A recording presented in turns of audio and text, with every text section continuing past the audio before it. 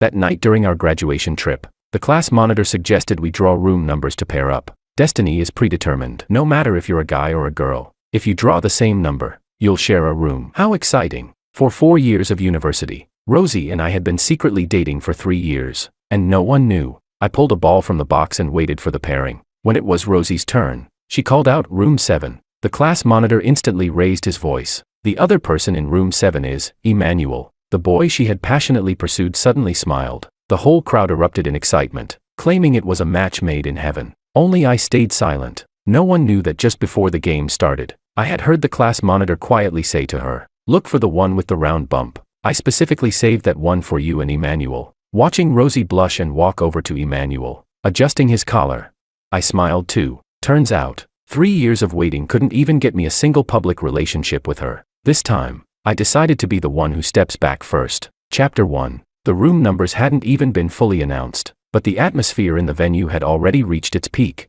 The class monitor handed out red wristbands, loudly emphasizing, "I'll say it again, same number, pair up. During this 3-day, 2-night trip, you must stick together the entire time. Your wristband color is your guide. No wandering off alone." Whistles rang out, and some girls even winked at Rosie on purpose. Emmanuel was still smiling, wearing his wristband as he took her small bag. Rosie's face turned even redder as her small body shrank behind him. Emmanuel took off his jacket and draped it over her shoulders. "Don't mess around. Rosie is shy." "Oh, so quick to protect her. Everyone watch out. If Rosie gets upset, Emmanuel might come after us." The teasing grew louder. I stood outside the crowd, holding the ball in my left hand and dragging the heavy suitcase with my right. Before leaving, Rosie stuffed her things into my suitcase. "When we get there, you'll be carrying my bag. You won't be able to handle another suitcase." She also pointed to my new jacket. "How about that one? I heard it's cold there at night. Perfect for me to wear." After 3 years of dating, she had never been publicly affectionate with me in front of classmates,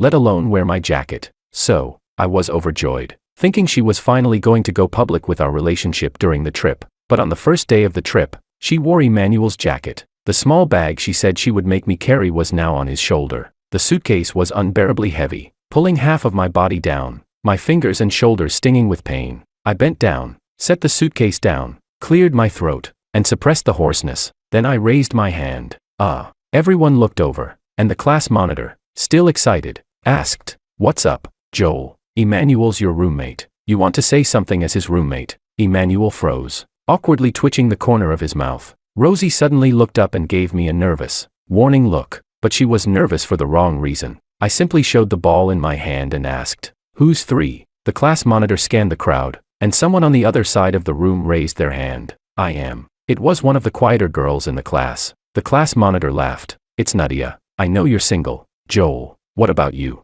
If you're single, you two can stay together. If you have a girlfriend, we'll switch you with a guy." I gently interrupted him. "I'm single." From the corner of my eye, I saw Rosie's brows loosen and then furrow again. She turned her head, seemingly to look at Nadia, but the class monitor had already pulled out the orange wristband. "Great, you're both single. Maybe you'll end up as a pair." I took the wristband and nodded politely. "Thanks." As I picked up the suitcase again, I felt a pair of eyes on me. I didn't know what expression she had at that moment, but probably, it was a sigh of relief. The room assignments were settled, and we started lining up for check-in. Emmanuel went to make a call to his family, and Rosie was taking her time, only handing over their IDs when it was just me left. "You should go find the class monitor and tell him you don't want to stay with a girl. Ask for a guy or to stay alone. You can pay the difference for the room." She lowered her voice and kept her gaze straight ahead, not even giving me a side glance. I was texting my parents to let them know I arrived safely and didn't lift my head. "Why? What do you mean why? You're not single. How can you stay with someone of the opposite sex? What about you?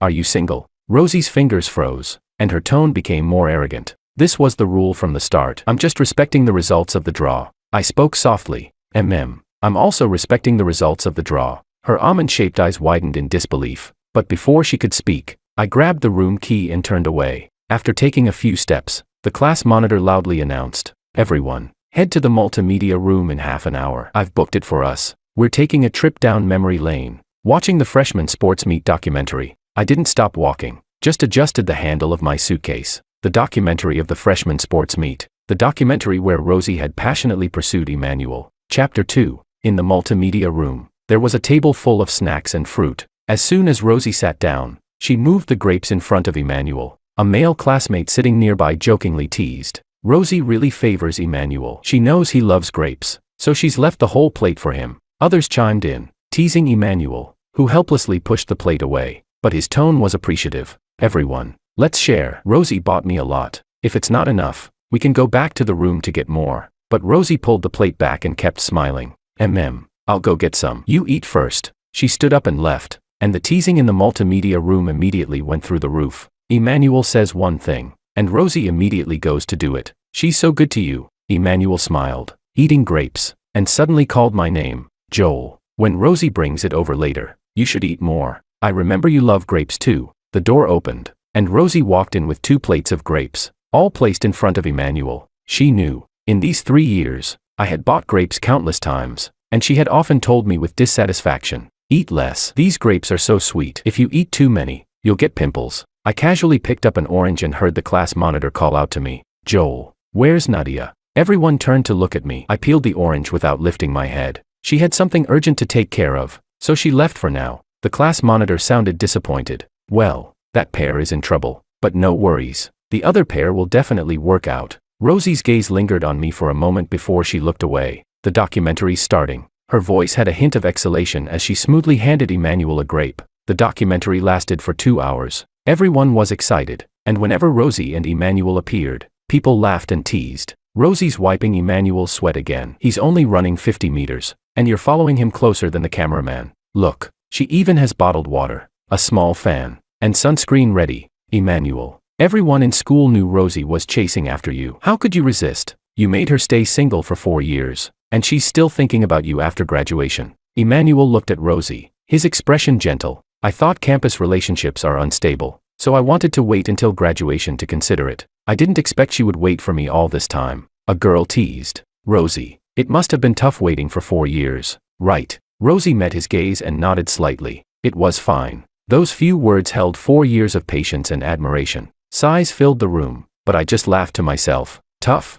She had pursued Emmanuel passionately for 6 months without success, then switched to tennis. I was the main player on the school's tennis team, and she asked me to be her coach for 6 months. As soon as the second year started, she confessed to me, she was doing fine, though our relationship wasn't public. We were happy and content. Or perhaps, it was only me who felt truly happy. I took a bite of the orange when suddenly, a classmate pointed at the screen and shouted, "Joel, why is the class monitor still giving you an umbrella? Did she ever chase after you?" The topic shifted to me. "No, she just did it out of kindness." I shook my head, but the classmate continued, "Such a pity the class monitor didn't come today. But she clearly likes you. You should think about it. I think you two would make a great match." On the other side, Rosie was pouring water for Emmanuel, moving gracefully as if she hadn't heard our conversation. I smiled faintly. "No, thanks. Actually, I have a girlfriend." That figure stiffened suddenly. Her fingertips clenched into a fist. I understood her. She was worried I might say something inappropriate, but the classmate grabbed my arm and loudly asked, "Who? Is she from our class?" Dozens of eyes turned towards me, but I kept my smile, nodding. "Yeah." Chapter 3. The atmosphere immediately grew lively, with everyone asking which girl I was referring to. Rosie's face gradually darkened as she lowered her head, staring at her phone. I noticed the phone vibrated twice, but I didn't look at it. I just said, she had something to do, so she didn't come. There were 7 or 8 girls who hadn't shown up today. The class monitor, disappointed, was about to ask further when Emmanuel suddenly called out with an "eh." His cup had tipped over, spilling water on his pants. Rosie quickly grabbed some tissues to help him dry off. He bent over, stopping her, with a guilty look. "Sorry, I didn't hold it properly." "It's okay. I'll go with you to change. Be careful, you might catch a cold." She took Emmanuel and left, and with that, the documentary lost its appeal. The crowd dispersed. When I returned to my room, my suitcase was open. Rosie's change of clothes and makeup bag were gone. That night, I kept staring at my phone. The unread messages on the screen were still the same 2 sentences she sent. "Don't say anything. Don't ruin the atmosphere." Yeah, I, as her boyfriend, shouldn't spoil the ambiguous atmosphere she has with other boys. Just like in the sophomore year charity sale, even though I made the highest profit, I had to leave the award certificate to Emmanuel so as not to overshadow the class heartthrob. Or like in the junior year tennis match, when Emmanuel casually said, "I want to try playing in the competition," I had to withdraw so as not to discourage his enthusiasm. In these 3 years, Rosie had been very good to me. She handed me water during tennis matches,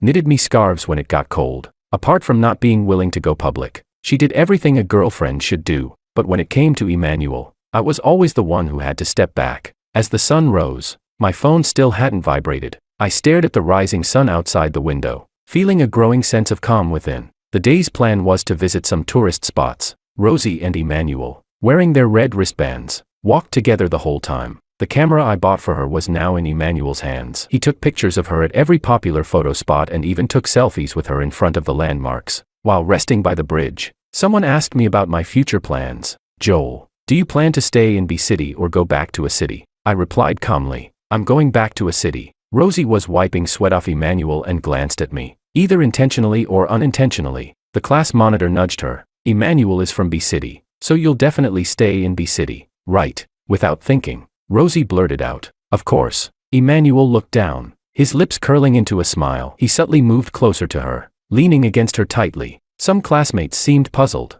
"Joel, didn't you already secure a job in B City? Why are you going back?" I smiled. "I canceled the job. I want to be closer to my parents." "Is that for real? Is it for your parents? Or for your girlfriend?" The crowd leaned in gossiping. My smile deepened. "Both. My parents are getting older, so I want to stay close and take care of them. As for her, she's decided to settle in a city too." The crowd continued to tease and ask which girl I was talking about, but I just shook my head, refusing to say anything. At the next tourist spot, Rosie stopped me by the bathroom door. "Did you really cancel the job?" She sounded anxious. After all, we had both looked for the job together. The company had chosen me because of my performance, and my condition for joining was that they had to hire my girlfriend as well. Now that I had canceled, she couldn't stay either. I nodded and spoke calmly. "Yeah, my parents arranged jobs for us in a city. After settle down, get engaged." "Joel." Rosie suddenly burst out in anger, but afraid of others hearing, she suppressed her fury, her face turning pale. "Who gave you the right to casually arrange my future?"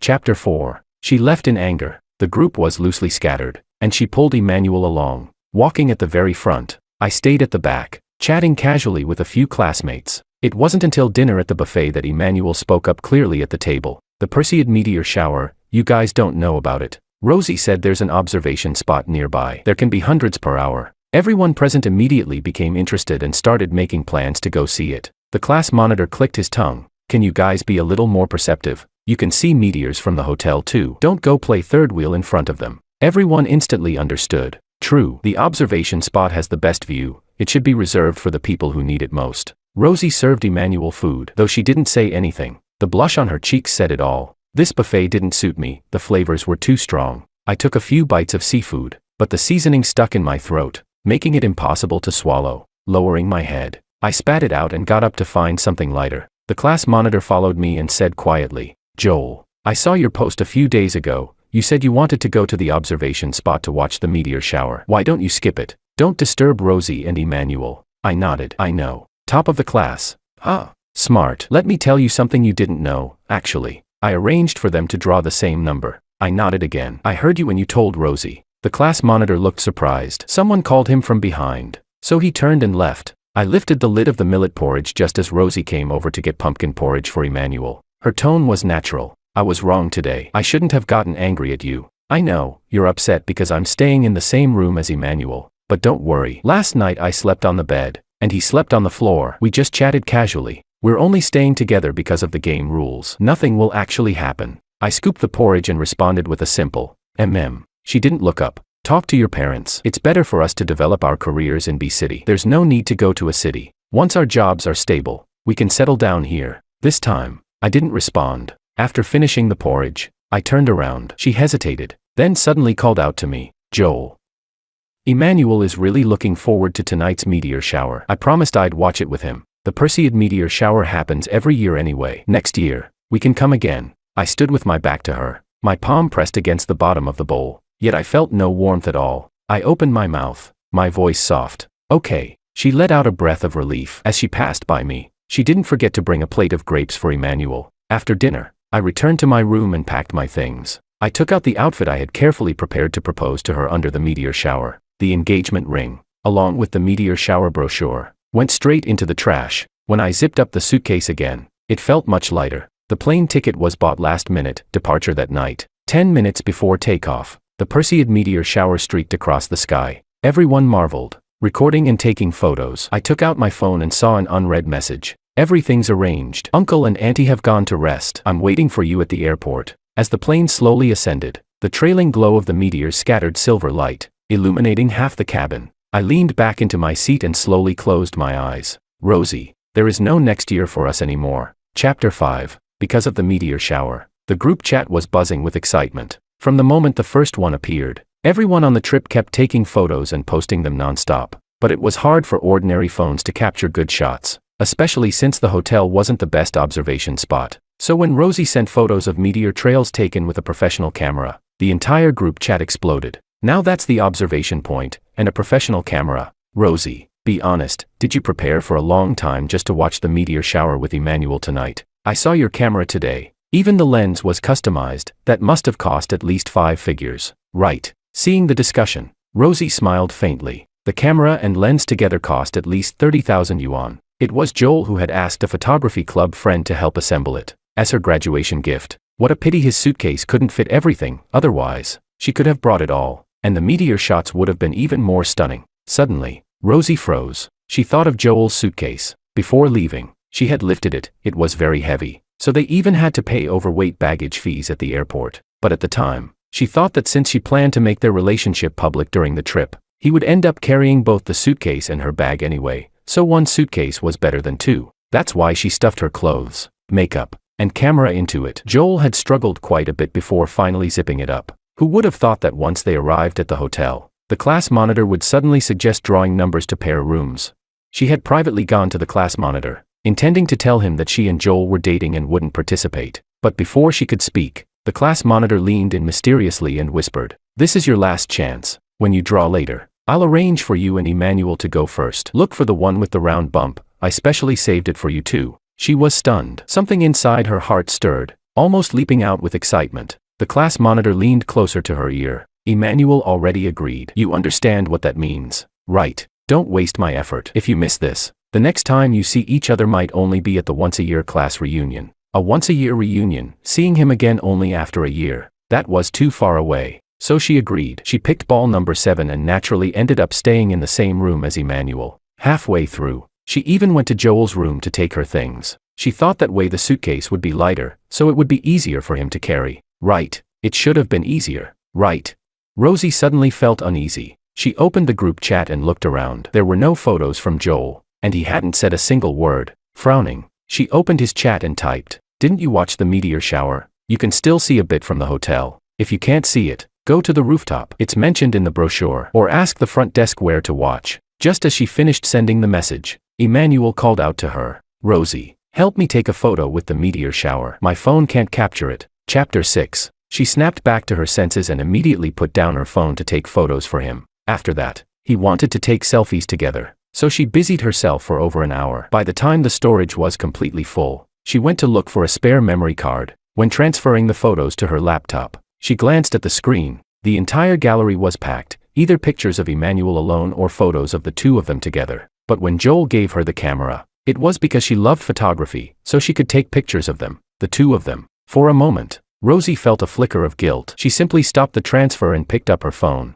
Still no reply. She typed, "Haven't seen it yet. Everyone in the group chat already has. Go find the class monitor. His spot has a good view." After sending it, she paused, then added, "Don't say I told you to go. It's better if our relationship isn't known by our classmates yet. It might shock them." Even after sending the messages, Rosie still felt uneasy. While Emmanuel was busy watching the meteor shower, she quickly sent several more messages. "I'm not saying we'll never go public. I just think we just graduated. We need to give people time to accept it. After the trip, we're starting our jobs. Right now, we should focus on our careers. Once things are stable and we settle down in B City, I'll arrange a class gathering and tell everyone publicly. You can even propose to me on the spot. I'll definitely say yes. How does that sound?" After sending everything, she went back and sat down. Emmanuel leaned in close beside her. That familiar fresh, grassy scent, the one she had been drawn to since freshman year, lingered in the air. Rosie quietly adjusted her breathing as she heard him ask, "Rosie, the class monitor said you got an offer from a top-tier company. Is that true?" She nodded. "I'll go complete the onboarding procedures the day after tomorrow." Emmanuel smiled brightly. Like the meteors streaking across the sky,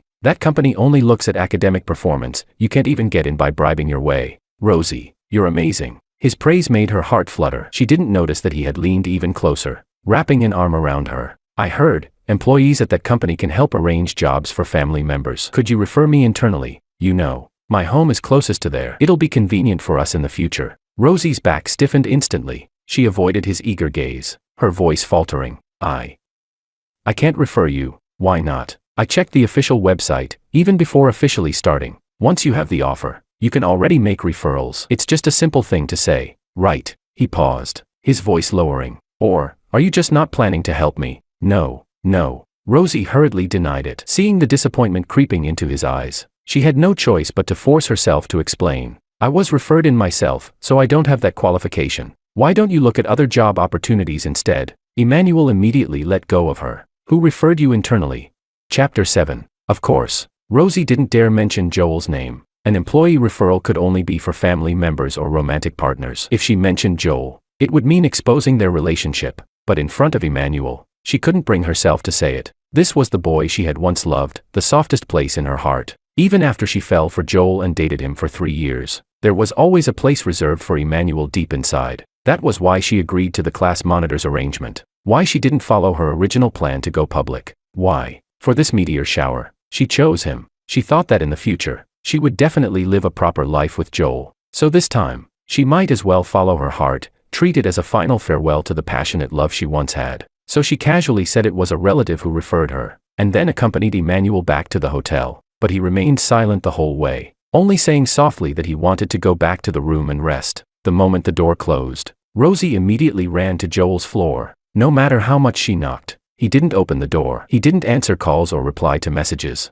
Irritation built up in her chest. As she kept knocking, her temper flared. She sent a voice message directly. Joel, you said you'd watch the meteor shower all night. There's no way you're asleep. Open the door. What exactly are you throwing a tantrum about? Just because I'm staying in the same room as Emmanuel. Can you be reasonable? You're not a child. Don't you understand respecting the rules? We drew the same number. It's not like we had a choice. And besides, didn't you also draw the same number as Nadia? Aren't you staying with her too? A man and a woman alone. At that point, she remembered Nadia had already left. So she scrolled up and cancelled that part. Anyway, just open the door. I'll show you the meteor photos I took. If you're really bothered, then we don't have to wait until settling down. Once our jobs are stable, I'll make our relationship public. Is that enough? She sent dozens of scattered messages, but none were answered. Rosie completely lost her patience. Fine, if you insist on making a scene, then go ahead. When she returned to the room, it was already 3 a.m. Emmanuel was asleep. She quietly took a shower and slipped under the covers.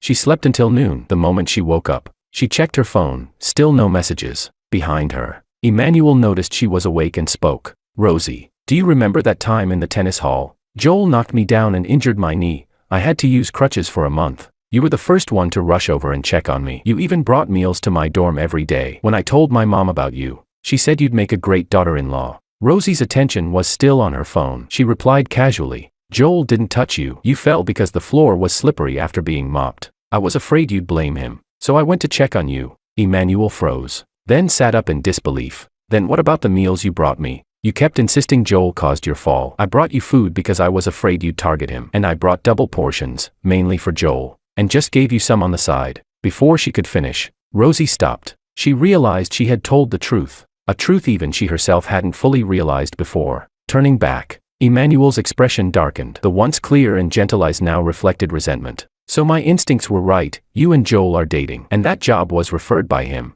Rosie, are you out of your mind? How does he even compare to me? You once liked someone as perfect as me. How could you lower your standards and be with someone like him? The room fell into dead silence. Rosie slowly sat up, her face growing colder by the second. What do you mean, someone like him? Joel is more genuine than you, smarter than you, and works harder than you. Unlike you, clearly you look down on me. Yet you strung me along from freshman year all the way to graduation. You said campus relationships were unstable. So what about the 8 girlfriends you had during those 4 years? Chapter 8. The conversation ended abruptly, with Rosie storming off in frustration. She only took a small bag, carefully packing the camera and laptop inside. Her change of clothes and makeup were stuffed into a random plastic bag as she angrily went to find Joel. By coincidence, she ran into the class monitor and the others, who had just returned from buying souvenirs and were heading back to the hotel for lunch. Seeing her expression, they found it strange. What's wrong? Things not going well with Emmanuel. Weren't things fine when you were watching the meteor shower last night? Did you argue? Was it because he didn't take good photos? Every time I take bad photos, My girlfriend gets so mad she wants to break up with me. Hey, where are you going? The class monitor watched her go knock on Joel's door, looking confused. You're looking for Joel? He already checked out. Rosie's fingers froze. She turned her head stiffly. When did he check out? Isn't the trip supposed to end this afternoon? He left right after dinner last night. Said something came up at home. He probably went back to a city. Wait, why are you looking for him? You two don't usually interact much. Why do you suddenly need him? Rosie didn't answer. She quickly opened WeChat, only to see that the chat window was filled with her own messages. Joel hadn't replied. In fact, he might not have even read them. She didn't waste time explaining. She called him directly. His phone was off. The class monitor and the others couldn't make sense of it and turned to ask around. When Joel left, did he tell anyone what he was going back to a city for? It's been a while. He should already be home by now. Right. A girl suddenly showed a gossiping expression. Didn't you see the posts? Joel rushed back to a city to have dinner with his girlfriend and both families. He's probably busy right now. Rosie immediately looked up, her face darkening. That's impossible. My parents aren't even in a city. How could we have dinner together? The girl looked at her, puzzled. Who said it was you? You're not his girlfriend. Check your phones. Nadia posted a 9-photo collage. Who? For a moment, Rosie's mind went blank. The class monitor and the others pulled out their phones, then burst into excited applause. So it's Nadia. No wonder. Joel said his girlfriend wasn't here. Nadia left on the first night, so she wasn't here either. Only then did Rosie remember. Nadia was the girl who had drawn the same number as Joel. Nadia had always had a low presence in class. Rosie didn't even have her on WeChat. Rosie's pupils shrank as she snatched the class monitor's phone. At the center of the collage was a group photo. Both sets of parents were seated in the front. Joel, dressed in a suit, stood beside Nadia in the back. He was smiling gently, holding Nadia tightly in his arms. The others still found it unbelievable, while a female classmate winked mysteriously. Did you see the caption? Rosie's gaze moved upward. There were only a few words. 7 years of unrequited love, finally fulfilled today. I just found out too, Nadia and Joel have been classmates since high school. She chased after him passionately for 3 years, and the whole school knew about it. She even chose the same university and major just for him. She might have seemed invisible to us these 4 years, but she never gave up behind the scenes. And now they even got paired together by chance. It's basically fate. More and more classmates gathered, all talking excitedly. Rosie's nerves snapped. From the crowd, someone asked, "Hey, do you think they were already together back in school? Secretly dating without telling us? Maybe. What if they've been together since freshman year? That's impossible." Rosie cut them off sharply, her face pale, each word forced out through clenched teeth. "I'm his girlfriend. We've been together for 3 years. The entire hallway fell silent. The class monitor's mouth dropped open as he gasped. "You too, but he. Then when he heard me tell you about tampering with the balls, why didn't he say anything?" In that instant, it felt like Rosie had been struck by lightning. He knew. He knew from the very beginning. No wonder, no wonder. Chapter 9. After spending the whole day accompanying both families, we sent my parents back home and then dropped Nadia's parents off at their hotel. When everything finally quieted down, Nadia sat in the passenger seat and gently adjusted my collar, which had been messed up by the wind. "Are you sure you don't want me to drive? You came back overnight, you must be exhausted." I gave a soft "Get some sleep. I'll wake you when we arrive." She nodded, but couldn't quite fall asleep. Instead, she turned to look out the window. I couldn't help asking, "Nadia, how did you manage to hold on for so long?" She reached over with her left hand, took my fingers, and gave them a light squeeze. "You should say, good thing I held on for so long. Good thing." I went on that graduation trip too. At a red light, I stopped the car and turned to look at her. She continued, "I came to a city in advance. I've already thought through most of our future. As for the job, please thank your parents for me." I nodded. "You don't need to feel pressured. Your grades far exceed that company's standards. My parents only submitted our resumes. You were hired because of your ability, not connections." She smiled and squeezed my hand again. "But I still need to say thank you. Thank you for everything, for letting my wish finally come true." I let her hold my hand for a moment, then gently pulled away to focus on driving. Outside the window was the scenery I had grown up with. Originally, for Rosie, I had planned to stay in B City. That company's hiring process was complicated. I went through 8 rounds of interviews alone, each one draining. Every time after an interview, I would feel completely worn down, but I kept thinking that if I succeeded, I could refer Rosie in. We could work together, and maybe, we could stay together forever. But things didn't turn out that way. When the car stopped downstairs at my apartment, I yawned and just got out when Nadia suddenly walked quickly toward me. "Why is she here?" I looked up. Rosie was running toward us. Under the streetlight, she was drenched in sweat. As soon as she stopped, she spoke between breaths. "Joel, you can't just get together with some random woman because you're mad at me. I've already talked to my parents. I'll come to a city to develop my career. I don't want the job in B City anymore. Come here. I'll post about our relationship right now and make it public. I was a bit confused. Rosie, what exactly is our relationship? She straightened up, wiping her tears. Stop messing around. If you keep this up, everyone will think you two are actually together. Before I got on the plane, I already told the class monitor and the others that we're dating. Next, I just need to post about it. I understood. She thought I was just being spiteful, and that what I had with Nadia was an act. So I simply wrapped my arm around Nadia's shoulders and smiled lightly. I was never playing games with you. The day we drew room numbers, Nadia confessed to me in the room, and I said yes. That's why she immediately brought her parents to a city to meet mine. Next month, we're getting engaged. Chapter 10. Rosie completely lost control. That's impossible. We didn't break up that night. How could you accept her confession? If we didn't break up, then why were you staying in the same room with another guy? Her words got stuck in her throat. Unwilling to give up, she stepped forward. I didn't do it on purpose. I just didn't want others to know about our relationship. The class monitor already arranged things like that. I was just going along with everyone. And nothing happened between me and Emmanuel. Really, if you don't believe me, you can ask him yourself. She held out her phone, but I didn't take it. I know. Emmanuel already publicly announced his new girlfriend. I heard she's a wealthy businesswoman from B City. He won't have to worry about work anymore. He'll live comfortably for the rest of his life. You must be upset, right? Otherwise, you wouldn't have come all the way to a city to find me. Rosie's hand froze midair as she bit down on her lip. No.